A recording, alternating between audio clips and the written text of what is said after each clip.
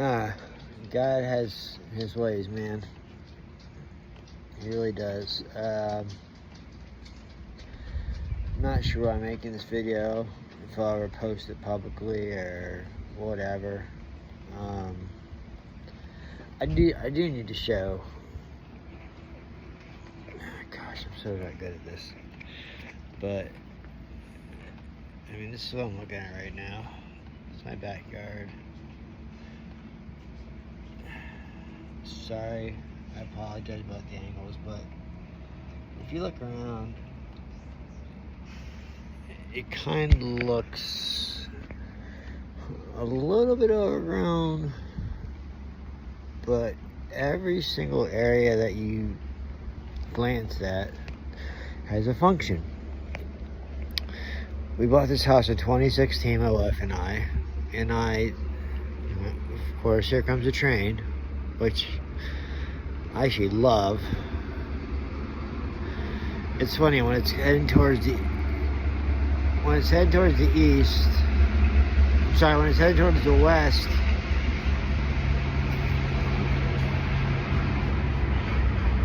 oh, there he goes. Now he slows down. You can hear him slowing down. Don't ask me what he's slowing down for, because when they come from the other way, they start slowing down way before that. Anyway, this time of day, Jesus. Anyway, I'm coming off my, I think third and probably final trip on psilocybin mushrooms here over the past couple months.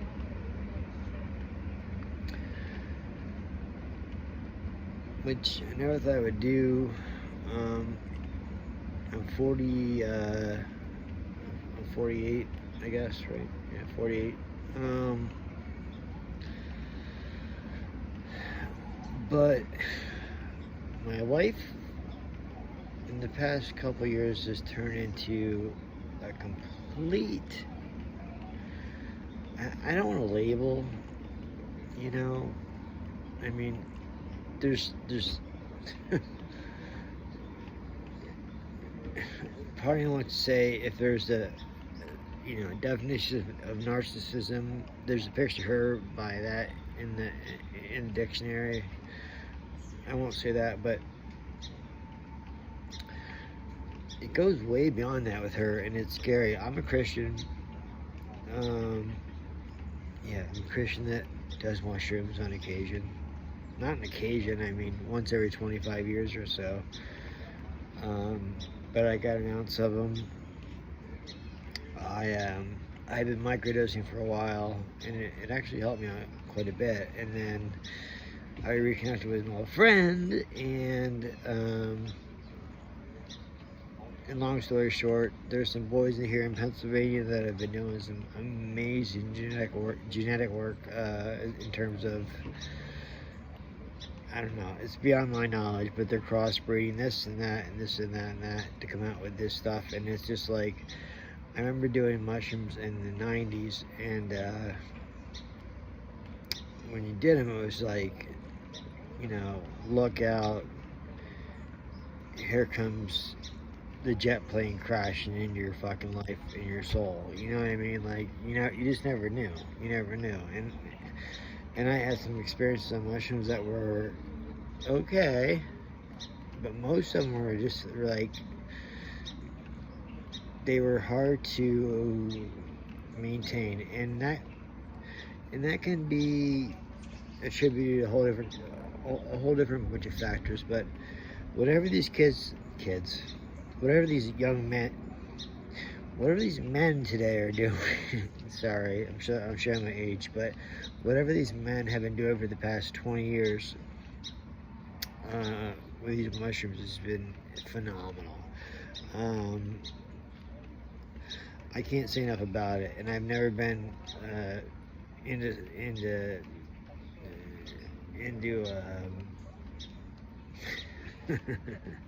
Sorry guys, I'm still going a little bit. I've never been into oh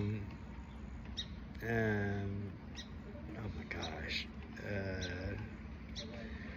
hallucinogenics. Sorry. And ironically, I mean, I'm very structured in my dosage whenever I take it. Very structured. Like I weigh it out to the to the ounce or the tenth of an ounce or whatever. But where in the 90s, I mean, it was just my age or I wasn't paying attention to what I was ingesting or whatever until today. But like today, the best way I can describe it is it's like God's taken his arms and he's wrapped them around me. And I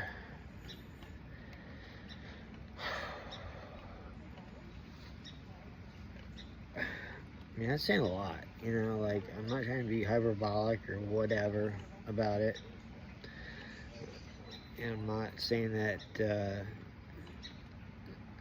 psilocybin's for everybody, but it's now been my third or fourth trip here in the last month. Sorry, I don't know if I don't know the exact number, but and it's from a very trusted old friend that's one of the I don't know, I have a nickname that I call them, but whatever. But these boys are just,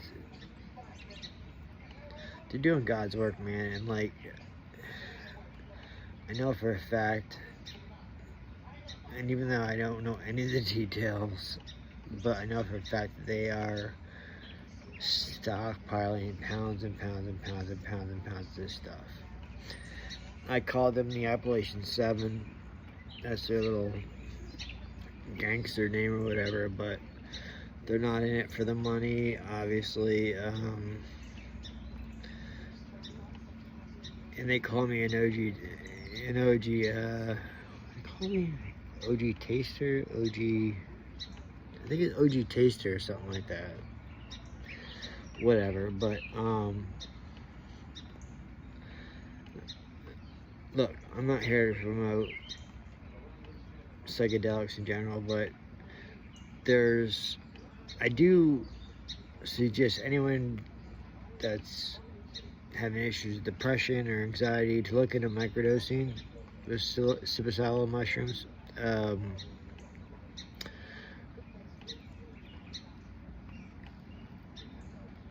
And even if you're not, maybe give it a whirl, because you may not even really realize it. When you microdose, it's kind of like if you're doing it under like a very structured, you know, regimented schedule, so to speak. If you do it the right way, you do it daily. Like, it won't be like some weird, overwhelming, like, you know, come to God moment or whatever. But you look back, you know, 6 or 7 weeks later, or maybe 2 months, maybe more, maybe less, and you'll be like, wow, I just feel like there's, you know, like there's like a bit of a heaviness lifted off my shoulders, you know, like, and you know, people have rejected it because they're like, well, I'm not depressed or whatever. I'm like, you don't need to be depressed, you know, like, whatever. I mean, we're all going through stuff. I'm going through a divorce right now. It is what it is. But look, I just want to say that this is not medical advice. Everyone's different. I'd say seek out your doctor on stuff like this, but there's very few doctors that, kind of focus on this kind of stuff. I did ask one of my doctors, I said, what's your opinion on it? And he said he had no opinion on it, which indicated to me, like, green light, you know what I mean? Like, go ahead, just, do what you're doing. And again, I'm 48 years old. I'm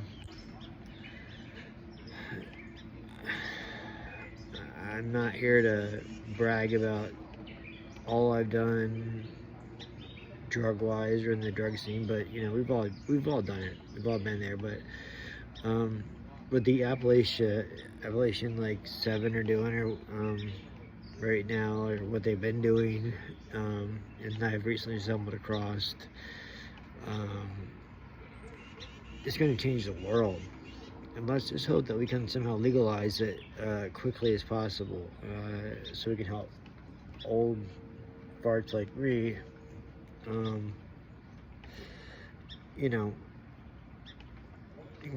improve our mental health, so to speak. So even though this video felt like it was about 30 minutes long, it's only been about 12 minutes long, so I'm thinking I'm going to post it on Facebook and or X or something, or both, and see what kind of response I get. If you think I'm full of shit, let me know. If you like it, let me know. Peace.